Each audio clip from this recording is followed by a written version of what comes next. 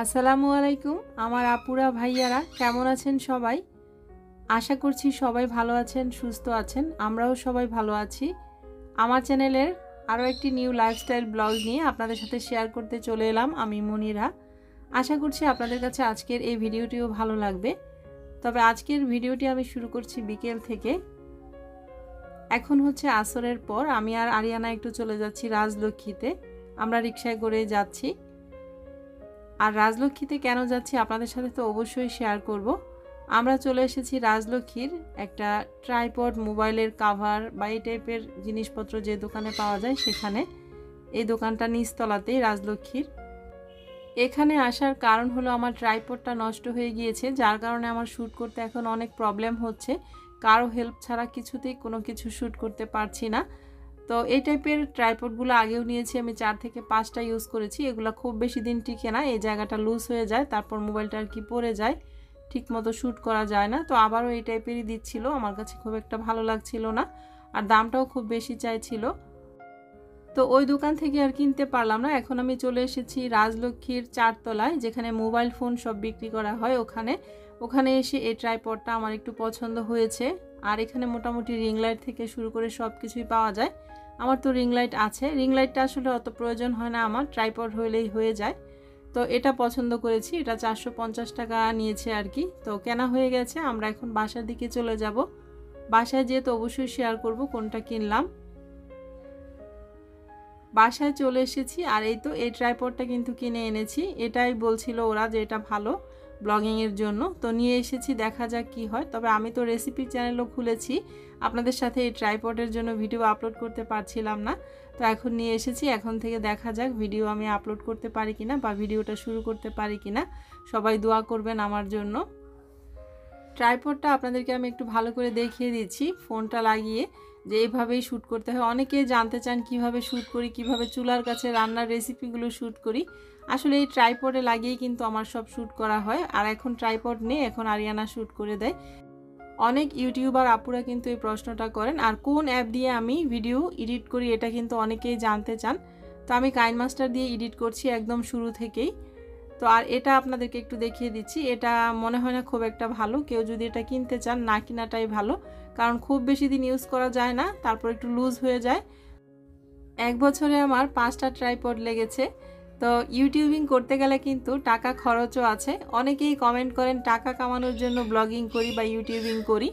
টাকা কামানোর জন্য করি কিনা জানি না, তবে ইউটিউবিং করতে গেলে কিন্তু প্রচুর টাকাও খরচ করতে হয়। টাকা খরচ ছাড়া কিন্তু ইউটিউবিং বা ব্লগিং করা যায় না কোনোটাই। তো যাই হোক, আর এই ফোনটা হচ্ছে আমি নিয়েছি, এই ফোনটা আগেই ছিল কিন্তু এখন আমি নিয়েছি এটা আমার রেসিপি চ্যানেলে ভিডিও আপলোড করার জন্য। আর রাজলক্ষ্মী যখন গিয়েছি বাটার বোন তো আনবই। এখানে 4টা বাটার বোন নিয়ে এসেছি। এখন আমরা বিকেলের নাস্তায় বাটার বোনটাই খেয়ে নিব, 3 জনে 3টা। আর নোমান হোসেন আইডি থেকে আপনি কমেন্ট করেছিলেন যে আমরা বিকেলের নাস্তাটাই ডিনার হিসেবে খাই কিনা। বিকেলের নাস্তা ডিনার হিসেবে খেলে কি সারা রাত ঘুম হবে বলেন? তো যাই হোক, বিকেলে হালকা পাতলা কিছু খাই, ডিনারেও হালকা পাতলাই কিছু খাই। আমরা খুব ভারী ডিনার করি না কখনোই।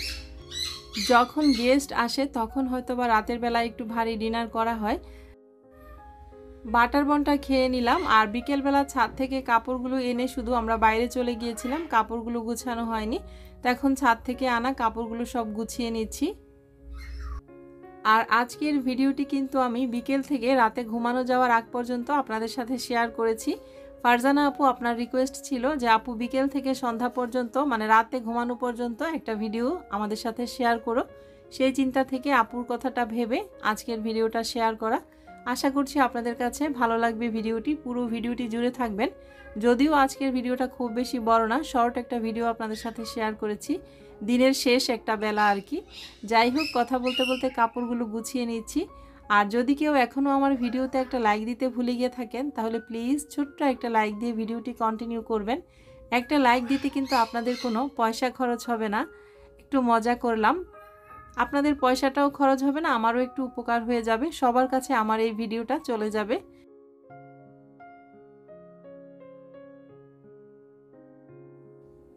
কাপড়গুলো গুছিয়ে নেওয়া হয়ে গেল। এখন যার যার কাপড় যার যার আলমিরাতে রেখে দিচ্ছি। সন্ধ্যার পরে কিন্তু এই কাজগুলোই থাকে, যেমন বিকেলের একটু নাস্তা রেডি করা, বিকেলবেলার কাপড়গুলো গুছিয়ে নেওয়া। তারপর একটু হালকা পাতলা ঘরটাও গুছিয়ে নিতে হয়, তবে সেগুলো আর করা হয়নি আজকে, যেহেতু বাইরে চলে গিয়েছিলাম। তো এখন বাইরে থেকে এসে নাস্তাটা করে কাপড়গুলো গুছিয়ে রেখে দিলাম। এরপর সন্ধ্যার পর আমি যে আসল কাজটা করি সেটা হচ্ছে আমার বাবুকে পড়তে বসাতে হয়। তো বাবু তো টিচারের কাছে 2 থেকে 2.5 ঘন্টা পড়ে এসেছে। বাবুর কিন্তু এক্সাম শেষ, রেজাল্ট হয়ে গিয়েছে, ক্লাস 5-এ উঠে গিয়েছে। তারপরও কিন্তু তার টিচার তাকে ছুটি দেয়নি। তার কারণটা হচ্ছে সে ইংলিশ মিডিয়ামে ছিল আগে, আপনারা তো জানেন। আমরা কিন্তু জুলাই তাকে ইংলিশ ভার্সনে দিয়েছি। তো এখন সে বাংলায় একটু দুর্বল বলে এই মাসটা মানে ডিসেম্বর মাসটা সম্পূর্ণ তাকে বাংলা রিডিং বা বাংলা লেখাটা একটু ক্লিয়ার করা হচ্ছে। অনেক স্লো সে লেখায়, এজন্য একটু ফাস্ট করার জন্য বেশি বেশি করে টিচারও লেখা দিচ্ছে, আর আমিও বাসায় সেগুলো কমপ্লিট করাচ্ছি।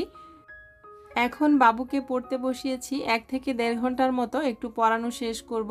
স্যার কিছু হোমওয়ার্ক দিয়ে দিয়েছিল, সেগুলো আর কি করাচ্ছি, আর আমি একটু চেক করছি ঠিকঠাক মতো সব কিছু করেছি কিনা, বা গতকালকের হোমওয়ার্কগুলো কোথাও ভুল হয়েছিল কিনা, স্যার কিভাবে দেখেছে সেটা একটু চেক করে নিচ্ছিলাম।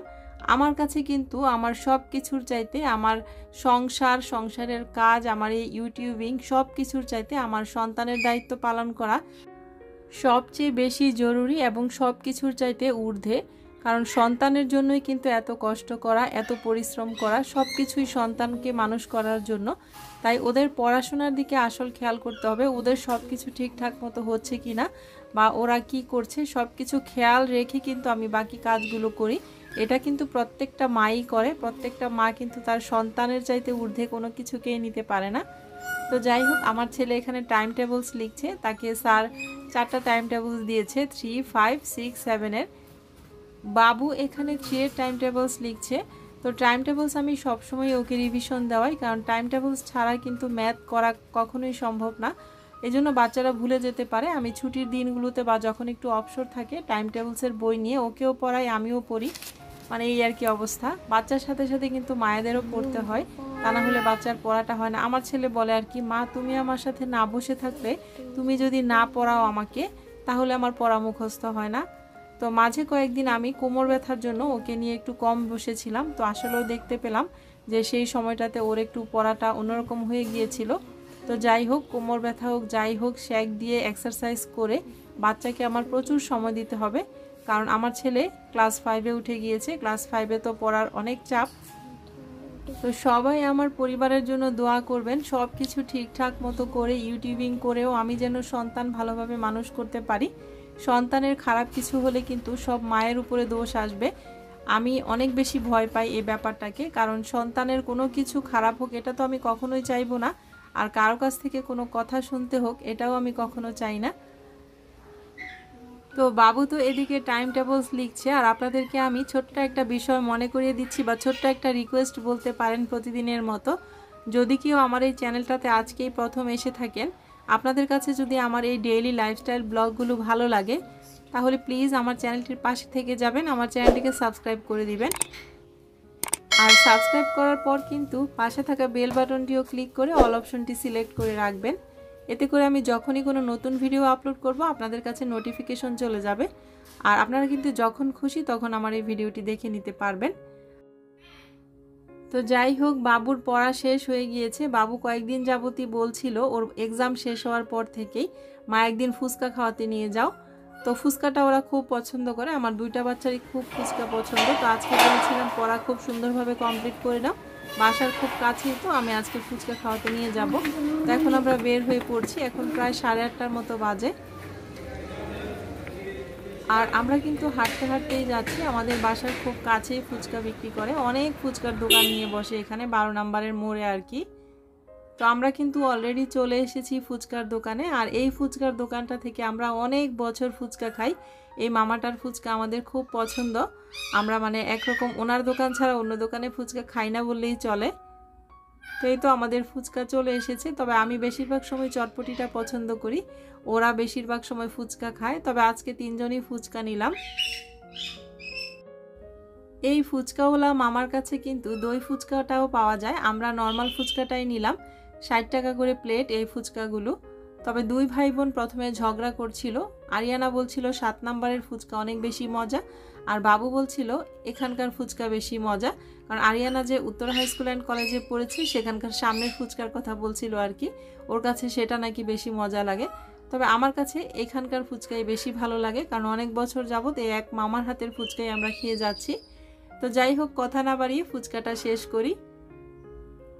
ফুচকা শেষ করে আমরা একটু 12 নম্বর পার্কে ঢুকলাম, সবাই খেলছে। আর এখানে ঢুকতেই মনে পড়ে গেল অনেক স্মৃতি, হাজারো স্মৃতি বলতে পারেন। এই পার্কে ছোট্ট ছোট্ট পা দিয়ে কিন্তু আমার বাবু হাঁটতে শিখেছিল। আমি কিন্তু বাবুকে খুব ছোট্ট নিয়েই উত্তরাতে এসেছিলাম। আর এই পার্কের পাশেই হচ্ছিল আমার বাসাটা ছিল। আপনারা অনেকেই জানতে চান, এখন কমন একটা প্রশ্ন হয়ে গেছে, এটা দেখছি মাঝে মাঝেই আসছে, যে আপু তুমি এই ফ্ল্যাটটাতে থাকার আগে কোথায় থাকতে। তো আমি যেখানে থাকতাম সেটা আজকে আপনাদের সাথে শেয়ার করব। আর আমার বাবু ছোট্ট ছোট্ট পা দিয়ে হাঁটা শিখেছে, মাশাআল্লাহ এখন 10 বছরে পা দিয়েছে। আমরা এখন পার্ক থেকে পিছনের গেট দিয়ে বের হয়ে গেলাম, আর এটা হচ্ছে পিছনের গেটের পরে যে একটা রাস্তা আছে সেই রাস্তাটা। আর আমাদের বাসাটা ছিল এই যে এই কর্নারে, 12 নম্বর পার্কের একদম কর্নারেই ছিল আমার বাসাটা। ওই যে উপরে 6 তলায় একটা লাইট জ্বলছে, সেটাই ছিল আমার 980 স্কোয়ার ফিটের ছোট্ট একটা ফ্ল্যাট। আর এই বাসাটাতে আমি 8 বছরের বেশি ছিলাম। বাবুর 8টা জন্মদিন পালন করা হয়েছে এই বাসাটার মধ্যে। আরিয়ানার অনেক জন্মদিন পালন করা হয়েছে। আরিয়ানা যখন ক্লাস 4-এ পড়ে তখন আমি এই বাসাটায় উঠেছিলাম। এখন মাশাআল্লাহ আমার মেয়ে ভার্সিটিতে পড়ে, তো ওরও কিন্তু 8টা জন্মদিন এই বাসায় পালন করেছে। তো ওরা খুব এক্সাইটেড ছিল বাসাটার কাছে এসে। আর আমার কেন জানি এই বাসাটার কাছ দিয়ে যখনই যাই মনে হয় একটা কেমন কষ্ট লাগে। মানে যেমনই ছিল আমার এটা উত্তরাতে প্রথম বাসা, প্রথম জীবনের প্রথম ফ্ল্যাট ছিল। তো ফ্ল্যাটটা একটু ছোট হওয়ার কারণে আমরা এই ফ্ল্যাটটা ছেড়ে ওই ফ্ল্যাটটা কিনেছি। তো এই তো বাবু আবার গেটের সামনে যাচ্ছিল। আমরা থাকতে যে কেয়ারটেকারটা ছিল উনি হয়তো বা নেই, ওনার সাথে আমাদের খুব ভালো সম্পর্ক, কারণ উনি বাবুকে আরিয়ানাকে সাইকেল চালানো শিখিয়েছে, মানে বাবুকে অন্যরকমভাবে টেক কেয়ার করতো। তো ওই যে উপরে 6 তলায় একটা লাইট জ্বলছে আপনারা নিশ্চয়ই দেখছেন, সেই ফ্ল্যাটটাতেই কিন্তু আমি আগে ছিলাম। তো আশা করছি যারা জানতে চান আমি কোথায় ছিলাম আজকে উত্তরটা পেয়ে গেছেন। সব মিলিয়ে কিন্তু এই ছিল আমার আজকের ছোট্ট একটা ব্লগ। আশা করছি আপনাদের কাছে ভালো লেগেছে। লাইক কমেন্ট শেয়ার করবেন ভালো লেগে থাকলে, আর পাশে থাকবেন সাবস্ক্রাইব করে। যদি কোনো ভুল ত্রুটি হয়ে থাকে সবাই প্লিজ ক্ষমা সুন্দর দৃষ্টিতে দেখবেন। আর মনিরাস ওয়ার্ল্ডের নেক্সট একটা ব্লগে আপনাদের সাথে দেখা হচ্ছে আবারও আগামীকালকে। আজকের মতো এখান থেকে বিদায় নিয়ে নিচ্ছি। সবাই সুস্থ থাকবেন। আল্লাহ হাফেজ।